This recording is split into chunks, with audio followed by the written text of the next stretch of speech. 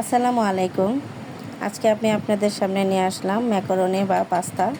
যখন ঝটপট খিদে লাগে বাচ্চাদের তখন আমি এটা ঘরে যাই থাকে তাই দিয়ে বানিয়ে দিই। এখানে কিছু পাস্তা আমি সিদ্ধ করে নিলাম, আর নিয়ে নিলাম টমেটো কুচি, পেঁয়াজ কুচি, কাঁচামরিচ কুচি আর 1 প্যাকেট ম্যাগি মশলা। তারপরে চলে যাব সোজা রান্নায়। রান্নাঘরে আমি প্রথমেই কড়াই বসায়ে তেলটা দিয়ে দিলাম, আর তেলটা গরম হয়ে গেলে এখানে আমি একটা ডিম দিয়ে দিলাম। ডিমটা দেওয়ার পর এটাকে আমি ভালোভাবে ভেঙে ঝুরা করে নেব। তারপর দিয়ে দেব টমেটো কুচিটা, কাঁচামরিচ কুচি এবং পেঁয়াজ কুচি আমি সবগুলো একসাথেই দিয়ে দিলাম।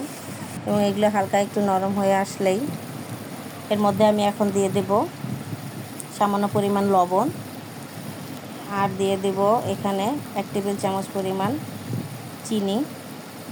আসলে এই রান্নাটা খুব কম মশলা এবং কম উপকরণে দিয়ে আপনারা এখানে যদি সবজি দিতে চান তাহলে সবজিও দিতে পারেন। তাই আমি ঝামেলায় না যেয়ে ঝটপটভাবে তৈরি করে দিব বাচ্চাদেরকে। এখন দিয়ে দিলাম ম্যাগি মশলার প্যাকেটটা।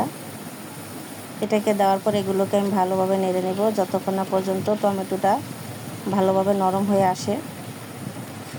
আর এখানে আমি অন্য কোনো সবজি ব্যবহার করিনি।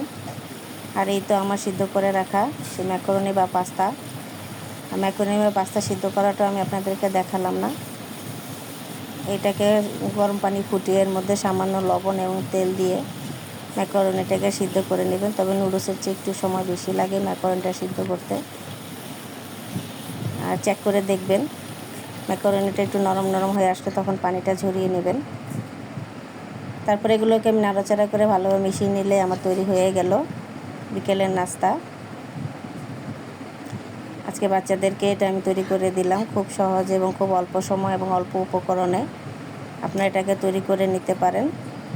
খেতে কিন্তু নুডলসের চেয়েও বেশি ভালো লাগবে। তবে আমি ম্যাকারনি বা পাস্তাতে টমেটোটা একটু বেশি দেওয়ার চেষ্টা করি, এতে স্বাদটা ভালো আসে। তারপরে তো উপরে দিয়ে দিলাম শসা কুচি। আপনারা এখানে টমেটোর সস দিয়ে তারপর পরিবেশন করে নেবেন। সবাইকে ধন্যবাদ আমার সম্পূর্ণ ভিডিওটি দেখার জন্য।